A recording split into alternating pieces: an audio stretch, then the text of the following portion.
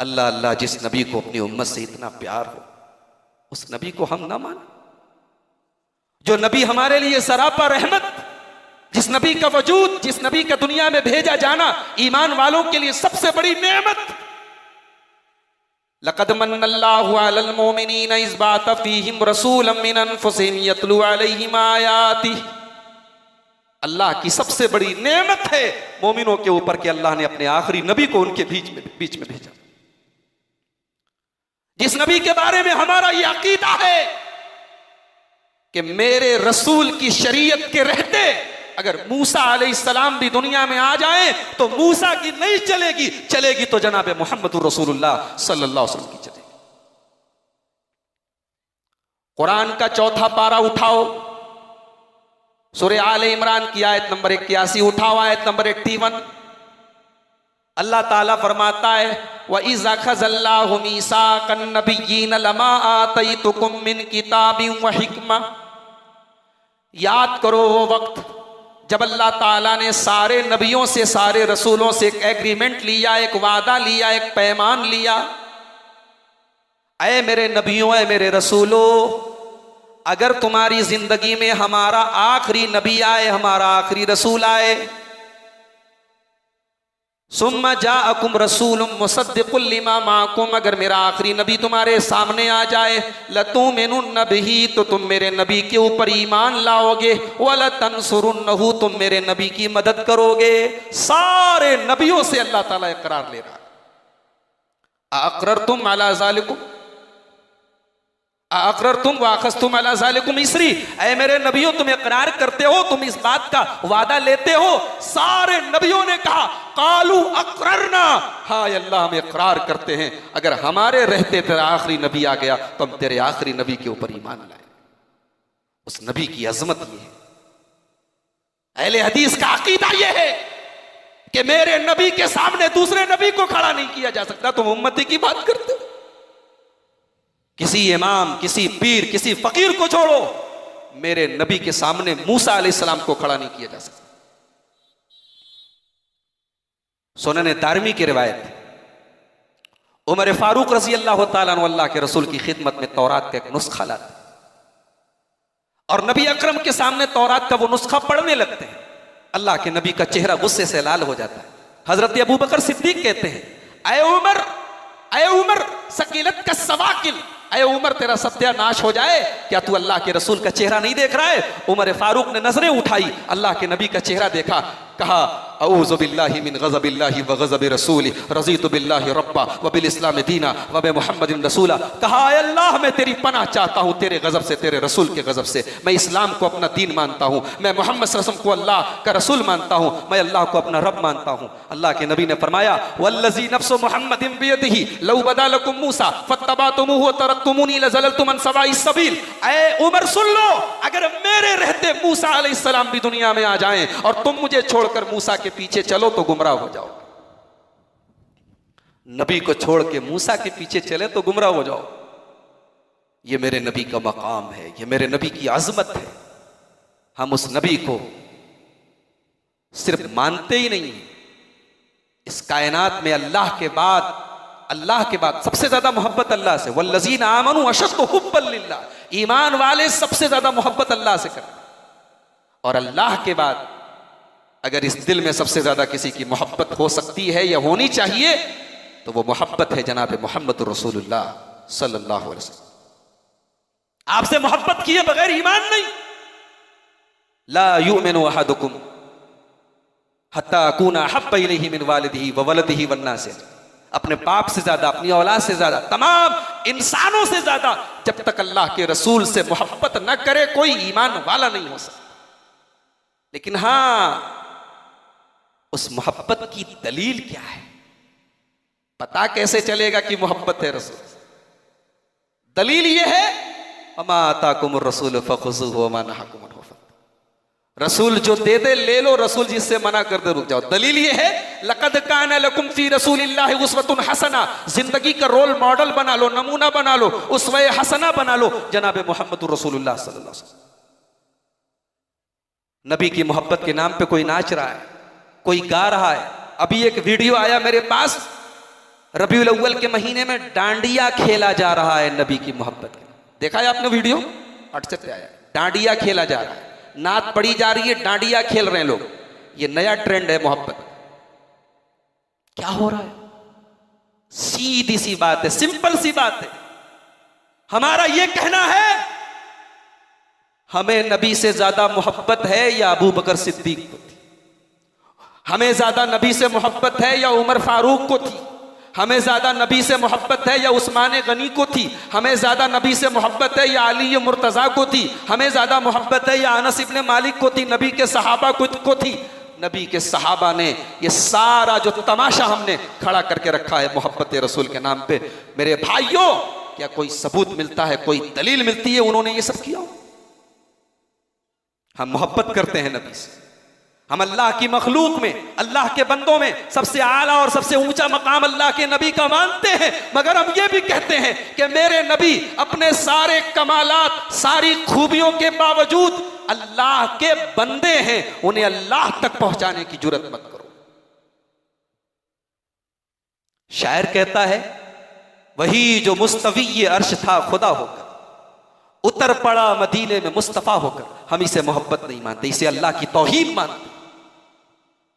نعت پڑھنے والا نعت پڑھتا ہے مولا صلی وسلم دائما ابدا علی حبیبک, یہ نعت پڑھتا ہے, اسی نعت میں آگے چل کے کہتا ہے یا اکرم الخلق من لی الوذ بہ سواک عند حدوث الحادث الاممی فإن من جودک الدنیا وذرتها ومن علمک علم اللوح والقلم.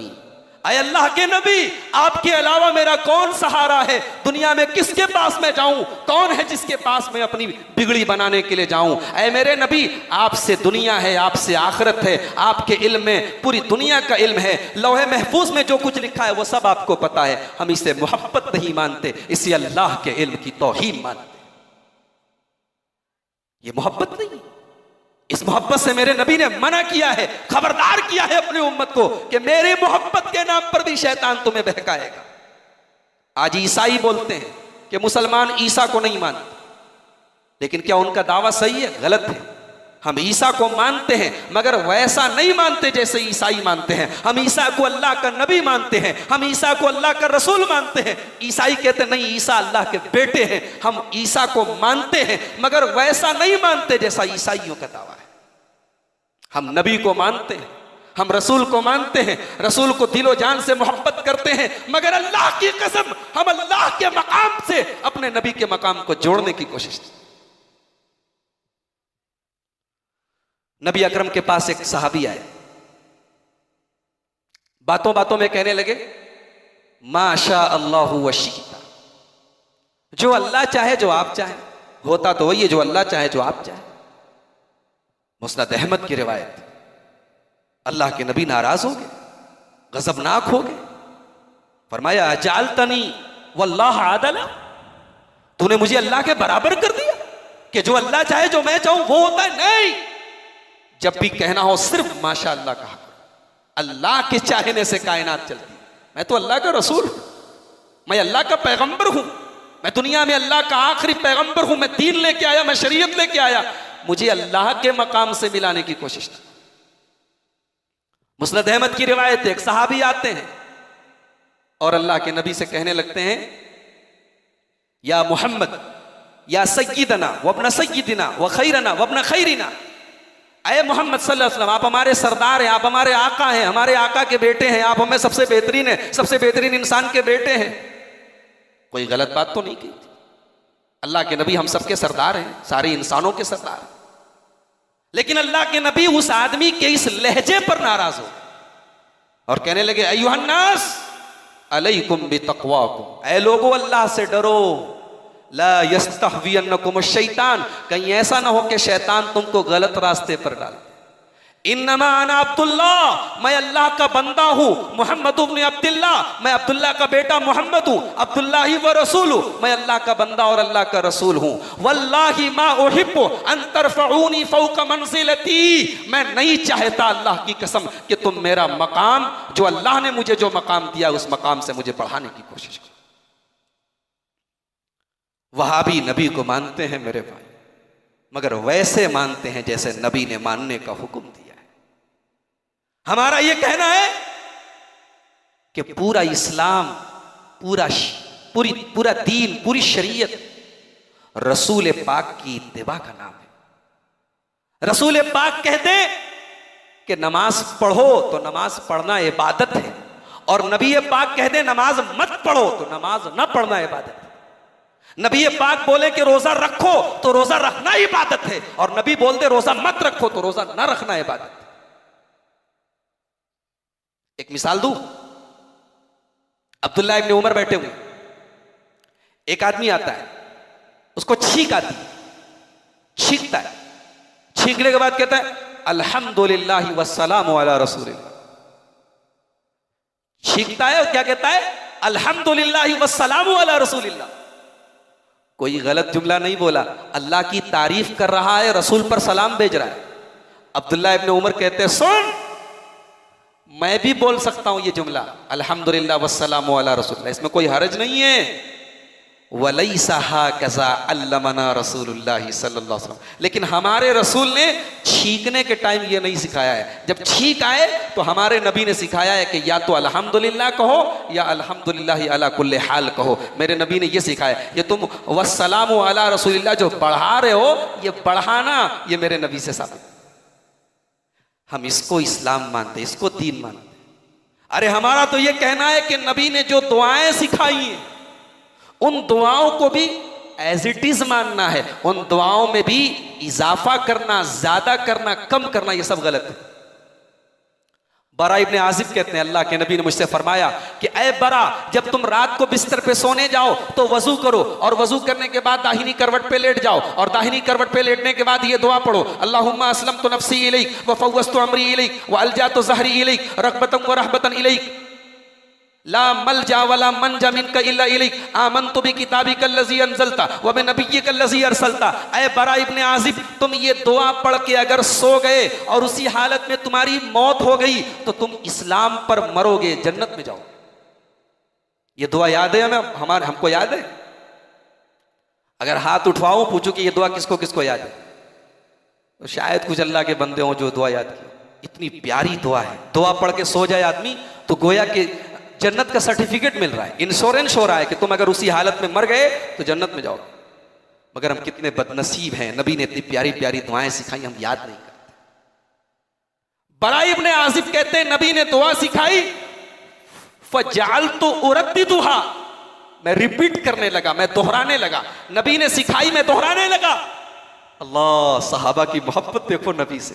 نبی نے دعا سکھائی ہے، یہ نہیں کہ بعد میں یاد کر لوں گا، نبی نے سکھائی فوراً ریپیٹ کرنے لگے، دہرانے لگے۔ جب دہرانے لگے تو ایک جگہ مسٹیک کر دی۔ مسٹیک کیا کی؟